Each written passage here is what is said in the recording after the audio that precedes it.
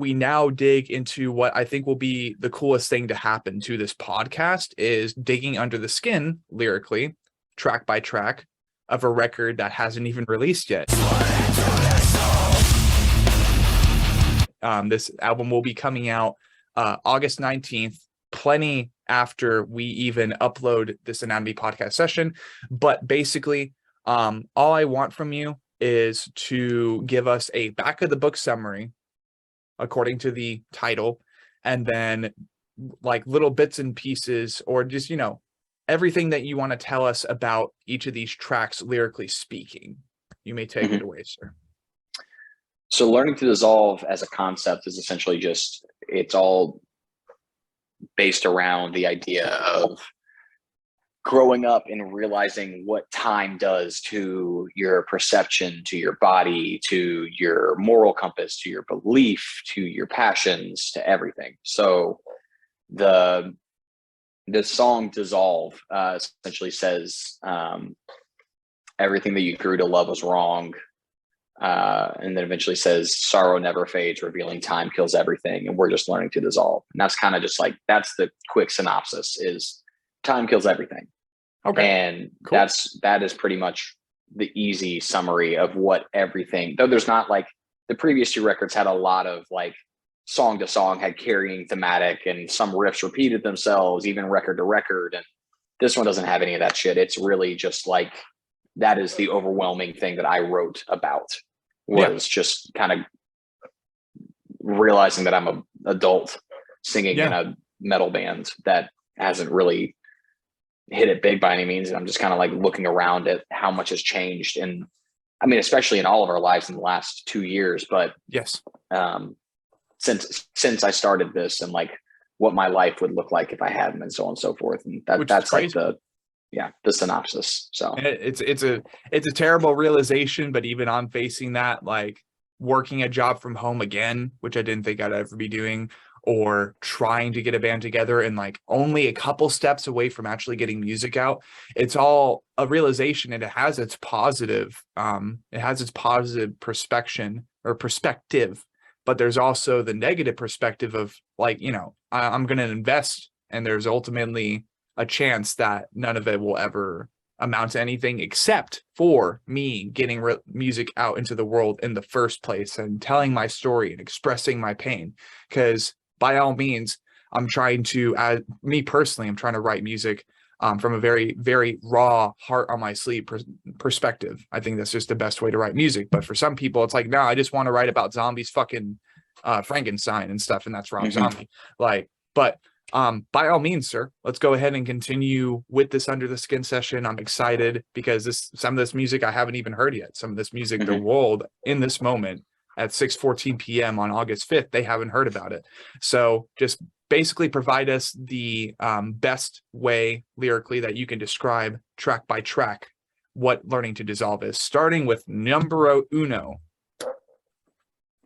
So number one song is called, or track one is called Feel It Linger. The shadow is cold.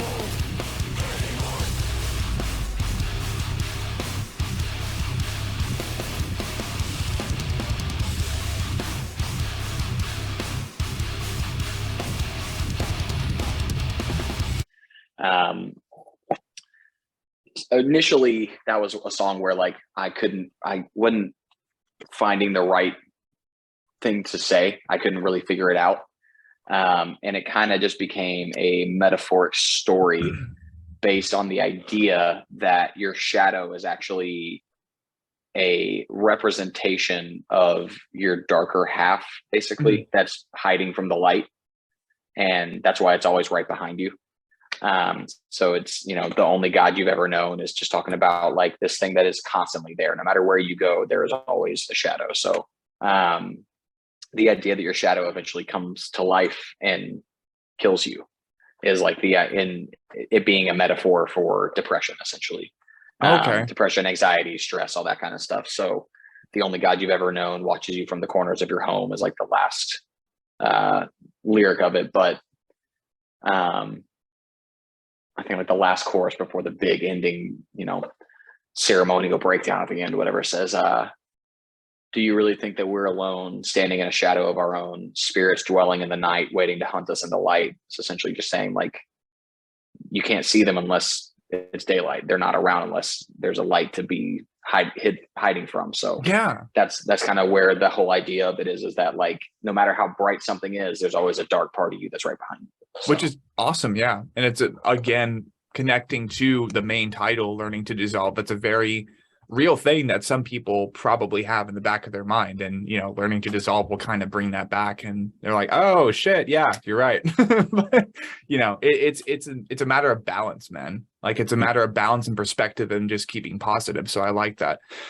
But yeah, let's continue keeping it rolling. Track number 2, Mr. Easterling. So Head on a Spike.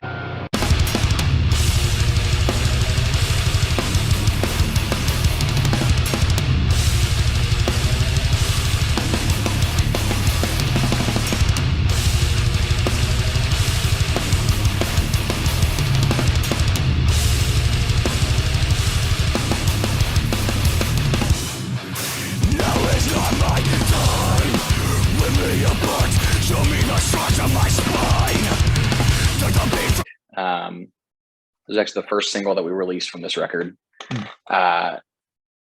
This one is kind of just like me coming to a realization of, like, where this band has actually already gotten, the achievements that we've had, regardless of, like, the lack of opportunity that we've gotten from being pushed by whomever.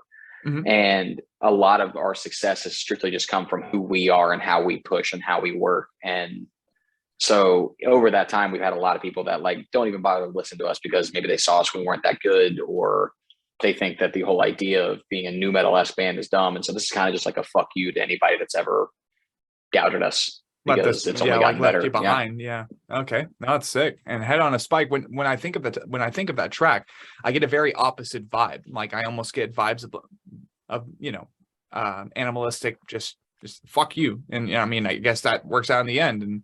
But also there's the duality of, but we have had opportunities. So it's like, we are doing well. We're proud of it. We're moving forward. And whoever doubted us, like, go fuck yourself. And I mean, it's a very real thing. When you look around it, the kind of shows we've gotten to play, the fact that we're on a legitimately major label in the heavy world. And, yes. We finally are finding a really good team around us, and so on and so forth. It's just, that's kind of like the whole thing of, like, a lot of people would have said to me, oh, I would have quit by now. I would have stopped doing it. Well, that's like the whole point, is the big line before the ender is, when it becomes my time, I'd like to see you try and take me alive. It's just like people ask me how much longer I think this band will go. And I'm like, I don't know. I have no fucking idea. I don't care. I don't know. I don't care. Yeah, exactly. Yeah. You got to keep moving forward, or, you're going to get caught in that mindset, and then you will get stuck, I'm sure. And it's a very, very bad thing to be stuck in, but that's awesome. And I love that very sick song that I had the opportunity to react to. And really, it was the first time me and you ended up talking. I'm like, hey, I want you on my podcast, man, please. But jumping forward, we have track number 3, which thankfully on iTunes, even though the album isn't out yet, I can see the album track list, because on the store, I'm like, oh, where is it? But but Cave In, what do we?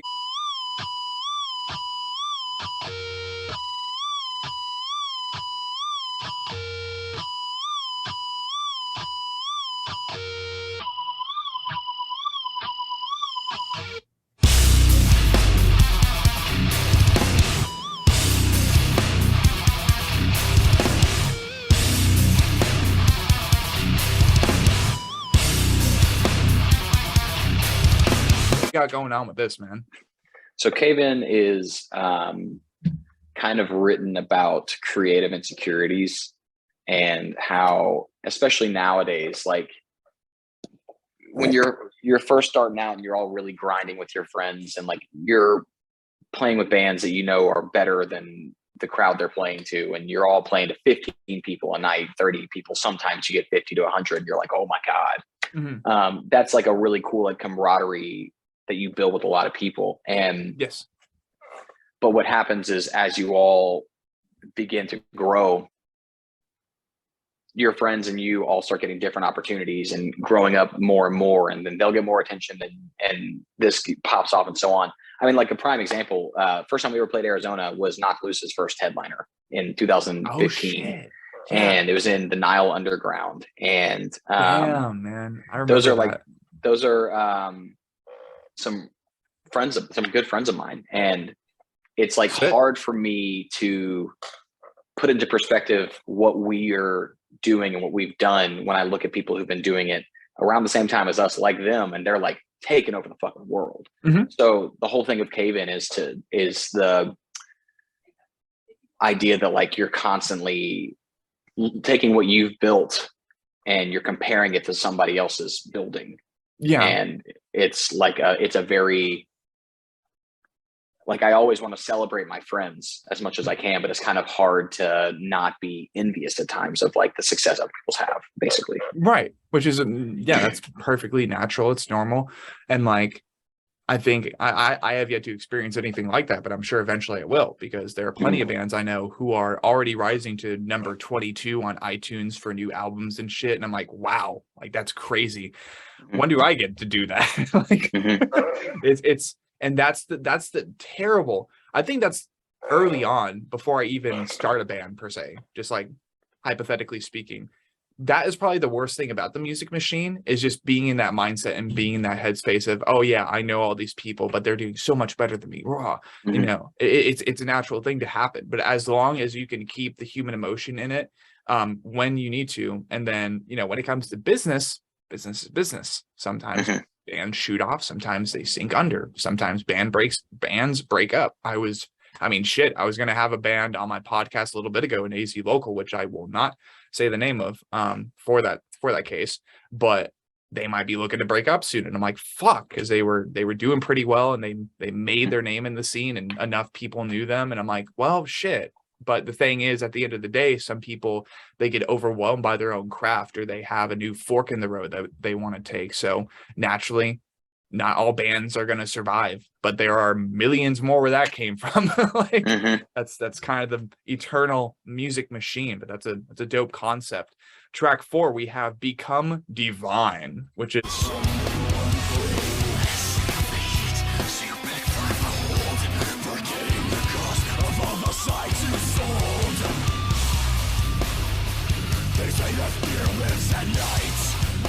I like that title. I really do. That one is kind of just written under in the perspective of humanity being like somebody, I guess it's written from the perspective as if modern humanity and the counterculture we're all in is like a cult, and it's welcoming somebody into the cult. But the issue with it is that how quickly we're all willing to just turn on somebody at the word of someone above us in status, basically. And that's kind of where that's coming from. And it's written from like the weird, like the song is almost kind of like happy, the chorus is upbeat and so on and so forth, but like it's very much supposed to be like that eerie, like when you see a video of like a big church and everyone's happy and dancing, but you like know the energy that's actually there, and it's very eerie. Like that's kind of the delivery that we were going for with it. And I guess the idea of it is that like the main lyric says, the ritual has just begun, so now bear the mark or run. It's basically saying like there's so many instances nowadays, especially, that if you don't fall in line, you just get left behind. So. You get left behind, yeah. And speaking briefly on religion, coming out here, I've noticed that there are a lot more churches, and there are a lot more neighborhood local churches, which as a LaVeyan Satanist and an Ossature, very, very intimidating. And then you take it to the next step, and for the first time in my life, I'm seeing publicly physical in-person Freemason lodges, which I'm not sure if you're familiar with the culture behind that. But very, very scary shit when you like dig into it, when you find out the history, the legacy that even our country was basically built on. We've played Mason lodges before. Yeah, there you go. Exactly. Yeah, it's weird. Is it weird? Is it like very uncomfortable, or? I mean, it really just looks like a community rec center, and they just open it up to rent it so they can make money and pay the rent. But yeah, it is odd to think about the other things that take place. So yeah, or at least the things that take place in like bigger lodges and bigger mansions and castles. Because I know when I was working at Costco, we had plenty of Masons come in, and just like seeing that sigil on the back of some of the pickup trucks was like, stay the fuck away from them. Or I'd like give it a nice little birdie, because I'm like, no, like fuck Freemasons. But yeah, it's very important, and it's like, again, very relevant, at least to me, very applicable to me. So that's cool. Track 5, we have Digging Through Glass. Right into Digging Through Glass.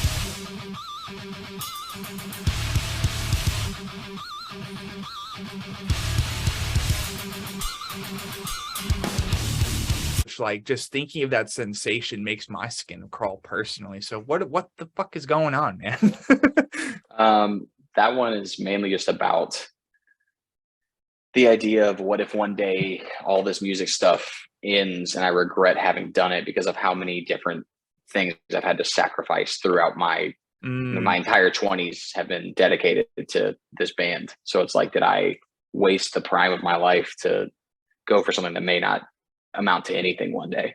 Yeah. And that's kind of what that's saying. I mean, that song to me has the biggest like chorus and most emotional impact of the entire record. It says just some things are made to be pushed away, and it's kind of talking about just like, what if this was all meant to be, it's something that is meant to come to an end, which obviously it is, but where will it end, how will it end, so on and so forth, are questions you can't even possibly begin to know. So only questions that a musician or an artist well into the craft would know and be asking themselves, which I regret. I dread the day that I'm starting to think that. But immediately, which is also a really cool track, we have number 6, Nothing to See.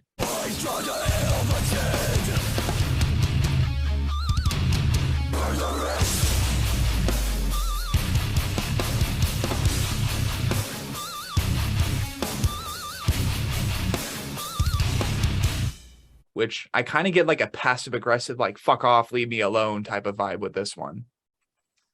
This one's more so written from a perspective of how we as a society nowadays, everything is so, every tragic event is shoved in our face, and then we're expected to get over it and brace for the next one within a week's time.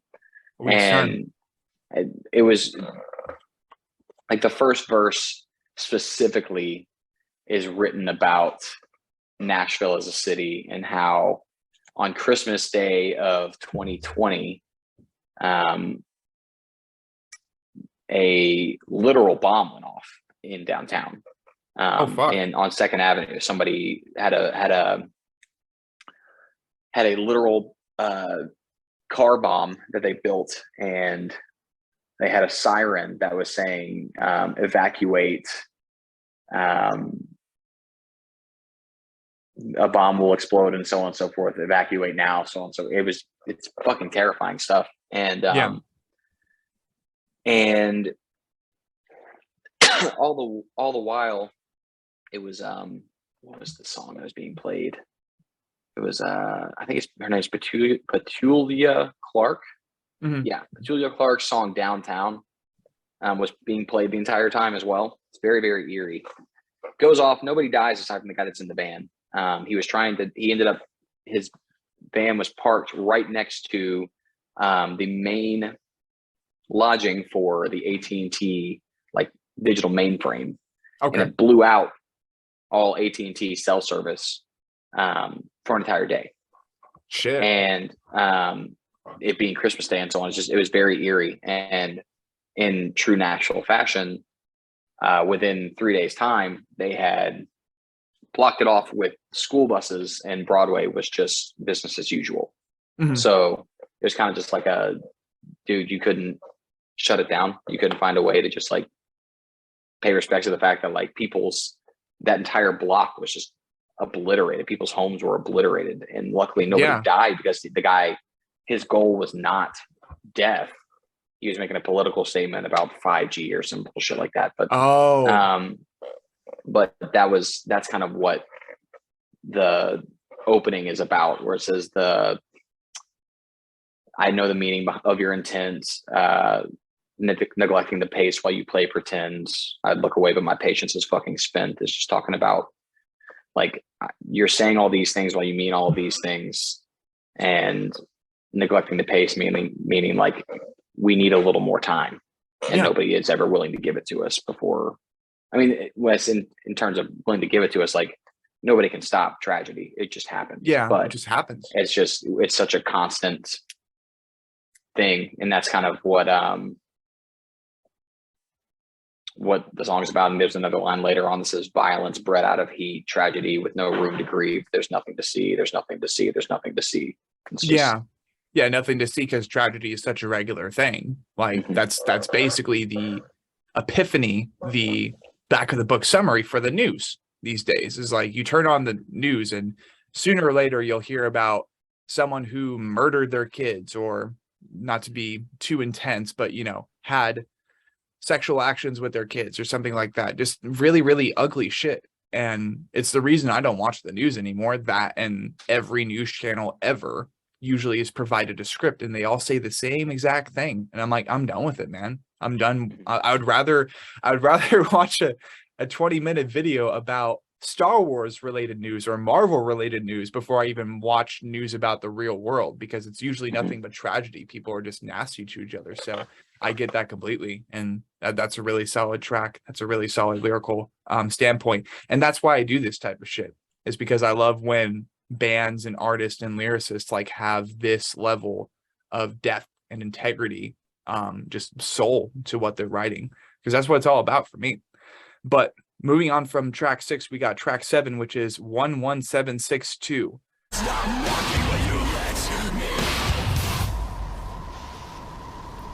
Fucking sick. Probably one of my favorite tracks on this album. And then we're going to skip right over Dissolve, because we've... What is this? Is a code for something, man. Like I can So feel it. when you hear the album, that is very much like a weird industrial song, and it was written entirely by the producer Randy LeBeau. And I just told him, I was like, hey, I want a song on here that sounds like I just wanted to sound terrifying. Okay. And the song itself is actually all a metaphor for writer's block. And basically the idea behind it is like I'll stop knocking when you let me in. It's just talking about like the constant like beating my head against the wall kind of thing of like, can you please just can my brain just give me something to work with here? And the numbers 11762 is the code, or was the code, to get into the studio. Oh, okay. Yeah, definitely was. Don't try to break it. Well, it's not even there anymore, but yeah, exactly. They moved to a new place, but that was the door code. So if you ever want to go to Belleville, New Jersey, and steal a mattress from the dickhead mattress company that took over it, you can try that code at the door and see what happens. There you go. Well, track 8, we have Dissolve, which I feel it. Woo.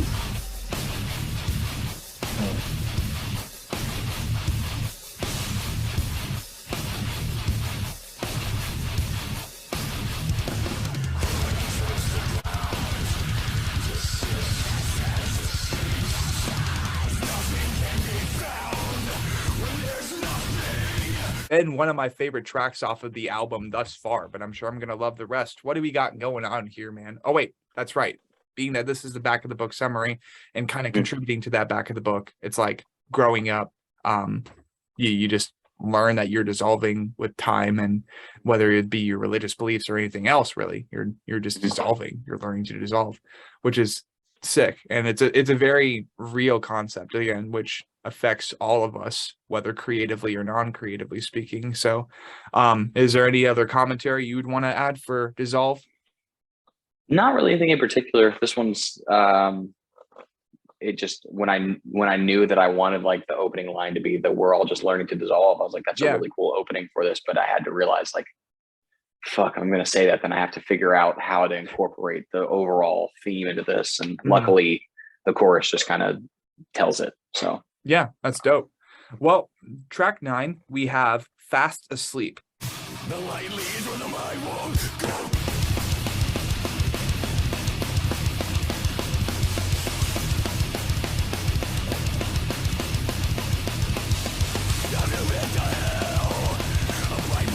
What do we got going on with this? Fast Asleep is what's the best way to describe this one? It's basically the idea of your traumas coming back to you in your dream. I'm trying to remember how I described it best when I was talking with a buddy of mine, and it was like it's basically like the idea of trauma from the perspective of trauma speaking to its victim, trying to convince them to revisit the experience so that it can come back to life. Right. Okay. And I mean, that makes enough sense. So that's solid as fuck. I like that. And I mean, that's been happening to me recently as well. Just like kind of reflecting back on not even just traumas, but like very irritating things that have happened in my earlier life. It just sometimes it comes back to haunt you. So sick. So number 10, we have All That I Am.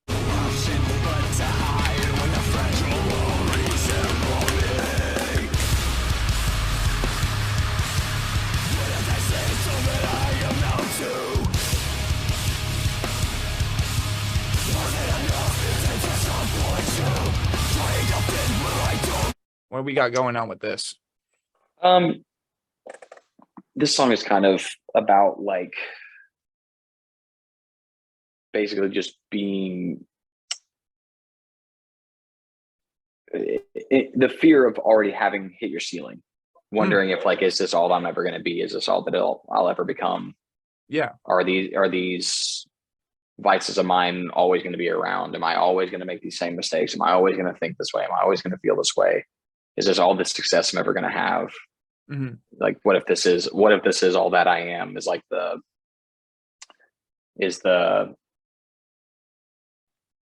of the last lines of the song, but it's kind of just it's one of the darker, more, I'd say, self deprecating. Yeah. Deprecating. I almost said deprecating. I don't think that's a word. Defecating is a word. It's not self-defecating, but it's self-deprecating songs on the record. Just because we were like almost a month into the studio, and I think it was like a record, like one of the records for the hottest months ever in New Jersey.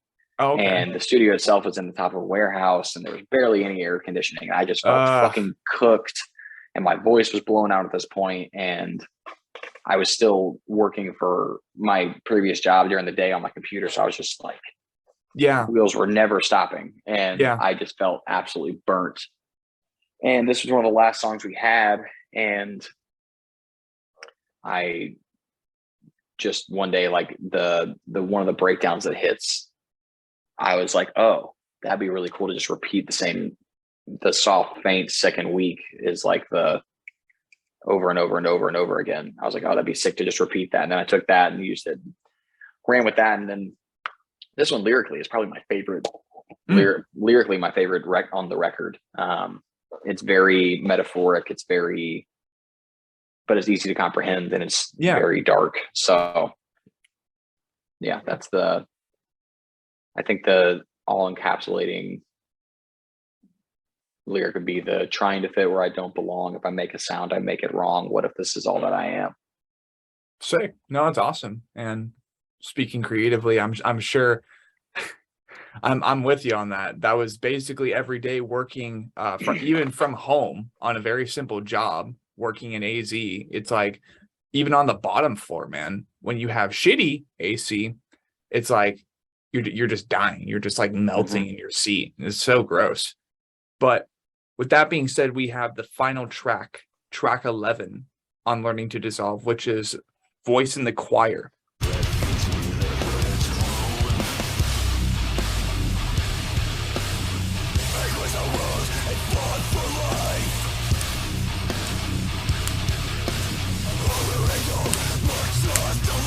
What do we got Mhm. going on here, man? Voice in the choir is basically just preparing for, it's kind of, this is one of the nods that I have to our original record, which is Sounds of Loss, which is the entire thing is a concept based around anticipated grief. And this one's kind of like the same thing, just the idea that like one day somebody that you hold incredibly close to you is going to pass. Yeah. And there's nothing you can do about it. Yeah. And that's a very painful thing. I know, I'm pretty sure soon here, my family over in AZ, we're probably going to be facing a loss here pretty soon. Dementia is a bitch. Yep. I hate it.